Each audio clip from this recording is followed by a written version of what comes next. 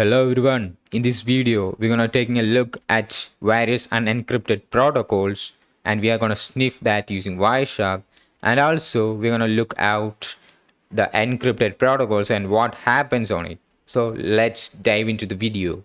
So the first thing that I'm gonna do here is to turn on the Wireshark. Just searching the Wireshark and just opening the interface of Wireshark, and I am going to open a browser here, Firefox, and searching for a website called vulnerweb.com. So here I would like to demonstrate the HTTP protocol, which is unencrypted, right? So we can just move to a website called vulnerweb.com.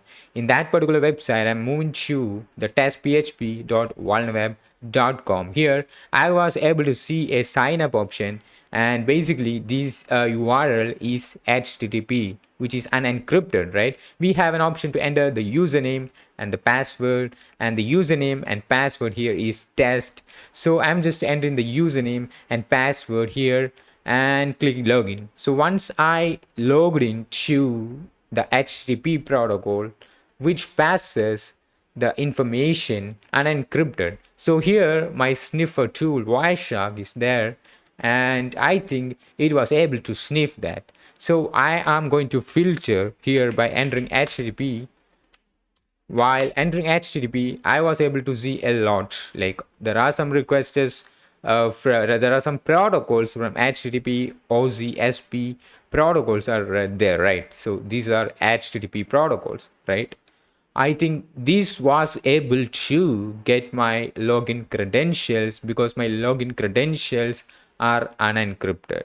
So here, as you can see, test. This is the username and this is the password that I was entered in this website, right? So this is how we can sniff HTTP protocol. If you use this protocol to give your real credentials in websites, then if there is an attacker sniffing, then they will be able to see your credentials as plain text, right? So that's something that you need to keep in mind. So let's move on to something called telnet or some other unencrypted protocols.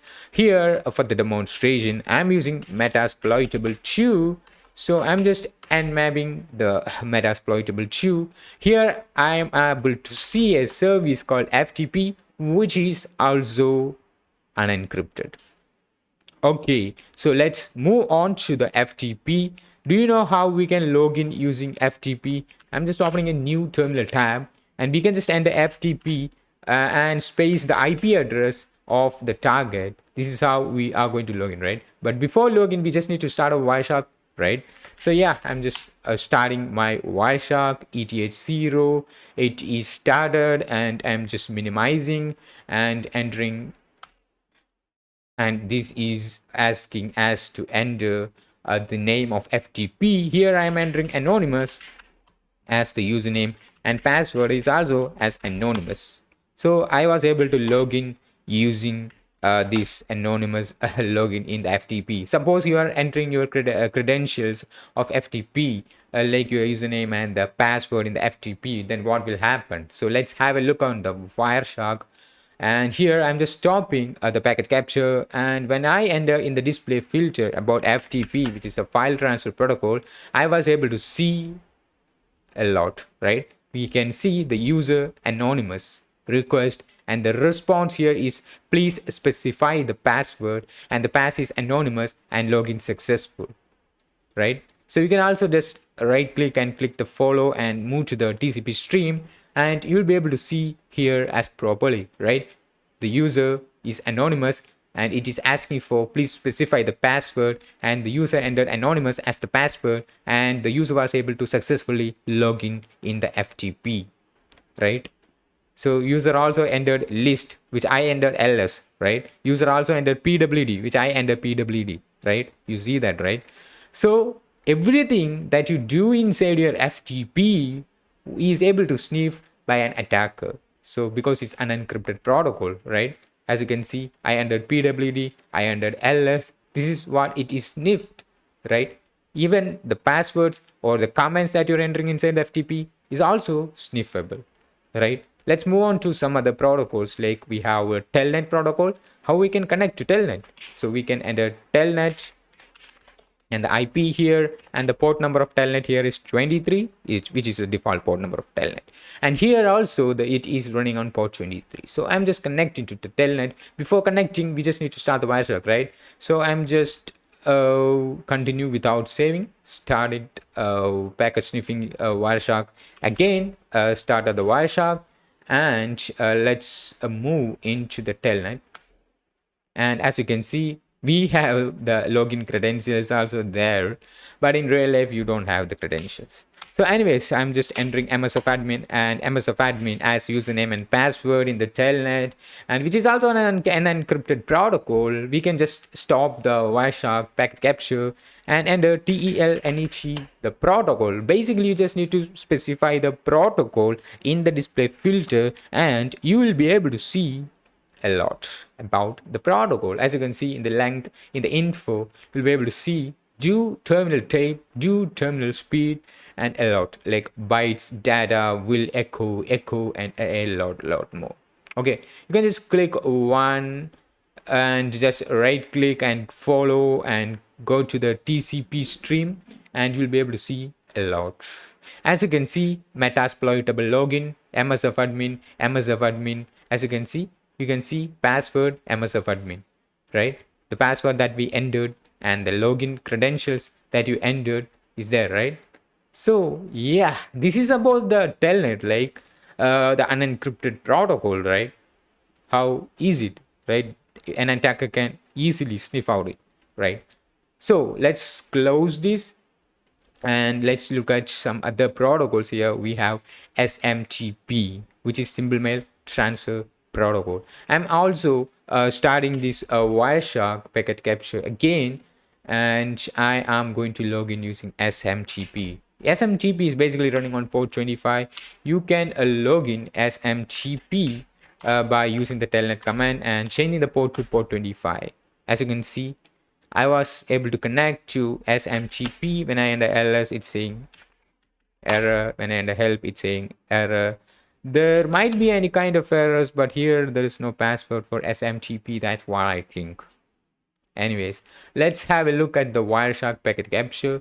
Here I'm just entering SMTP in the protocol, and I was able to see a lot of things that I entered. So here I am going to see ls, help, pwd, the comments that I entered. Everything here, what I entered here is unencrypted, right? The content that you are entering, if it asks for password, then the password also will be there, right? So basically, these are some of the unencrypted protocols, and whatever you are doing inside that protocols, if the attacker is sniffing you, they'll be able to see everything in the plain text. So that's something that you need to keep in mind before using unencrypted protocols. So let's have a look at the SSH, which is a secure shell, which is an encrypted protocol. So before that, let me start the packet capture again in Wireshark. As you can see, I'm just starting it again, and I'm just, yeah, it started correctly. Now let's have a look at the SSH. To connect using SSH, you basically need a username. Here we have msfadmin at the IP address. I think the IP address is here. Yeah. So let me paste the IP address here, and it's saying that their offer something like this. So we basically, you just need to have a code to sign up on SSH. So basically, if you find an error also, then you can just copy the entire message and paste it in AI or somewhere online, and you'll be able to see how you can solve this. In the Stack Overflow, I think there is a solution for this, which basically you just need to add a -o or something like that. So here is it. So basically I just need to add this one. So yeah, I'm just copying this, and I'm just using the previous command with this one, and again an error. So as you can see, it's ssh-rsa. So I'm specifying ssh-rsa, and it worked. As you can see, it worked. So when I enter s, I was able to see msfadmin. So I'm just entering msfadmin, as the password, and I was able to log in SSH, right? I entered ls, I entered pwd to know my working directory, ls to list the contents, I entered cd vulnerable to move to the vulnerable directory, and this is the contents inside that. So anyways, here I am going to stop the packet capture in Wireshark and filtering SSH, and here I was able to see SSH, but SSH, as I mentioned before, is a protocol which encrypts your data, and you won't be able to see the contents as plain text. As you can see, encrypted packet, it's all encrypted packet, right?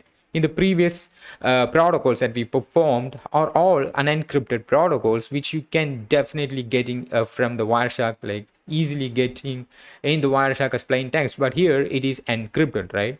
So this is it, guys. So yeah, let us take a look on it. So by follow TCP stream, so this is the contents that we are able to see, and Diffie-Hellman and a lot of contents. But what we entered like ls, pwd, those contents will not be there, right? So these are encrypted protocol, right? So we can also perform a search on it. So we can enter control f, and in the packet details in the string we can enter pwd. These are the comments that we entered, right? So as you can see, no packet contain that string.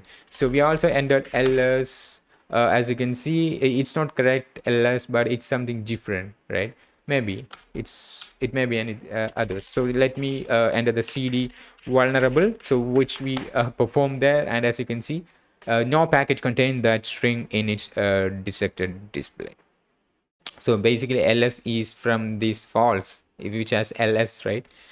So basically this is the purpose of using encrypted protocols, encrypted services. So I request everyone to use encrypted services for your safety.